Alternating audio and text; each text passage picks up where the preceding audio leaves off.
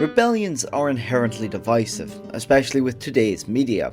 However, following the Francoist triumph in the Spanish Civil War in 1939, history of Spain was significantly altered, and numerous archival materials were destroyed in order to protect the regime's integrity and promote the fascist ideology. Today we'll be looking at the Melilla Uprising, which began the flames of the Spanish Civil War.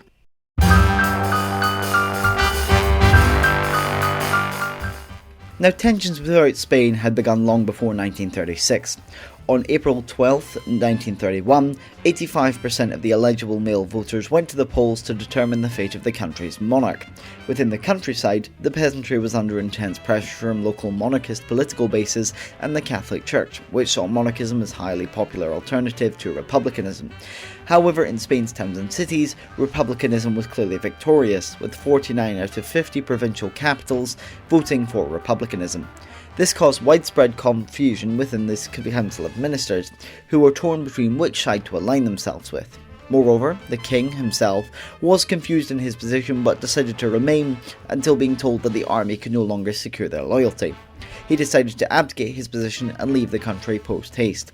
Niceto Alcalá Zamora, who had split with the idea of being a monarchist only 2 years prior and headed the Revolutionary Republican Council, had given the king 24 hours to vacate the country or be under arrest.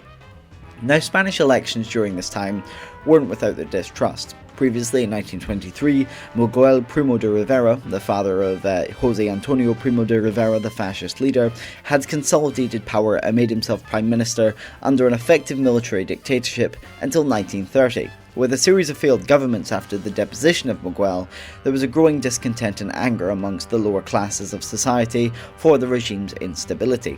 To quote Zamora, "We are going to establish a republic, through the election or through by force, by legal war, or if that way is closed, by a revolution." Now, it wouldn't come to that to form a second republic, but its underlying concepts would torment the new government until its demise in 1936. This new republic was met with huge festivities across the country, and it even got some backing from the clergy and army in particular. There were parties, however, that resisted the concept of a republic. The communists expressed scorn, demanding that control be handed over to the People's Soviet, though they were in the political minority. Foreign nations reacted to the government shift with apprehension about what would happen next. France had welcomed the sister republic with open arms, and the United Kingdom was sceptical, but expressed some open support for the Alfonso regime, while Italy saw this peaceful transition of power as an affront. Italy was under the rule of Il Duce Benito Mussolini and saw it as an insult that they would abandon their monarch. Bear in mind, Italy was also a kingdom at this time. This new government of Spain saw some vast changes with the obvious change of the flag, social and economic policies, and a new government ideology. Niceto Alcalá Zamora would serve both as Prime Minister and President. However, the main brunt political changes were responsible by the Constitut Cortes, or the Spanish Parliament, when in assembly. This new government saw a greater variety of lawyers, professors and intellectuals in their field, which had been in common with the previous regime, though there was still discontent with famed philosophers such as José Ortega Gasset, declaring that this new regime was sour in its nature. A nation with 70% illiteracy and 50% of the land being held by 1% of the population, including the church, there was almost consistent violence and demonstrations throughout the country. On May 10th, monarchist demonstrations provoked counter-demonstrations, and the following day, riots and mass church burnings occurred all over Spain, with a country that had tried to adopt anti-colonial, anti-oppressive and anti-military decentralized policies effectively broke the country into several fragmented political pieces. Manuel Azaña, the first government's Minister of War, commented on military spending, that 80% of the national budget that the army had 21,996 officers out of the total of 109,000 men, and one of these, 632 were generals. For clarification, this is more generals than the United States Army had at the end of the Second World War, with several million men.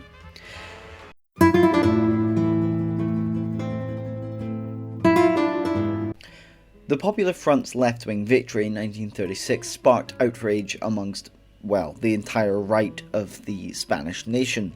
The Popular Front government pursued a strong left-wing strategy. Weary of the army, it replaced the majority of the command structure with trusted, loyal commanders. Political violence did erupt, and the expulsion of respected mill army leaders sent a clear message to the Nationalists that there was a new Popular Front which posed a direct threat to the future of Spanish society, and Spain itself. If a great Spain is to be revived, the regime must go. Franco was relieved from his position of Chief of Staff and sent to the Canary Islands. Manuel Godet was replaced as Inspector General, and Emilio Mola was replaced as Commander of the Army of Africa to the Commander of Navarre. General José San Giorgio was assigned to lead this military effort and oversee cooperation with the Carlist groups. These were the monarchists. Emilio Mola was to serve as the coup's second-in-command and Chief of Staff. Meanwhile, the Republican government freed José Antonio Primo de Rivera, a prominent Spanish fascist, in an attempt to limit the expansion of the Phalangists, which doesn't, to me, seem like a particularly smart move. By this juncture, major elements of the army, the African army, the Spanish Legion and Morocco units were all under nationalist authority. On July 12th, General José Yagao was accused by the government of masterminding and developing a military conspiracy. He misled the Prime Minister about his commitment to the Republic, and he was believed.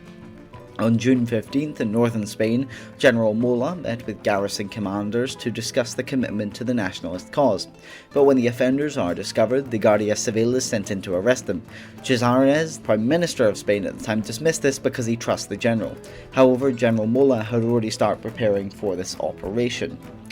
Now, a figure we have addressed little so far is General Franco. Now, Franco was a key character in the scheme, not just because of his skill as a battlefield commander, but also because of his status as a revered military commander in the Spanish-Moroccan army, who had previously suppressed the socialist revolt of 1934.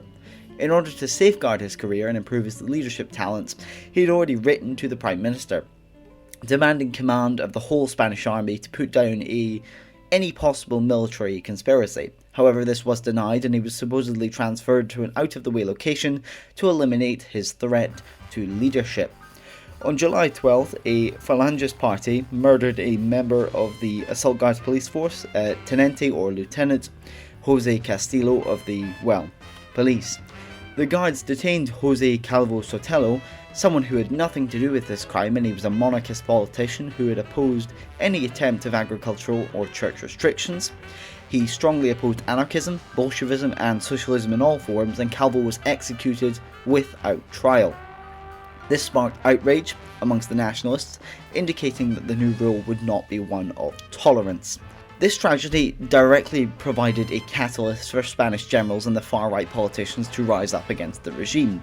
Considering that they were already in early planning phases, it was a clear demonstration that Spain could now no longer be saved by democratic means. If people are being shot without trial, and people are being arrested for crimes they did not commit, there is only one thing they can do, and that is use the military to replace the entire government. Meanwhile, the left demanded that citizens be armed should any coup occur from any major militant group. Franco's plane, which he arrived on Gran Canaria in July of 1936, July 14th I believe, he would not have made this trip if the original General Balmes, the military commander of the Canary Islands, had not been killed in a shooting only a few weeks prior. It's unclear whether his death was an accident, suicide or murder, although the officer who declared the general dead was a loyalist to the Republic and not a conspirator.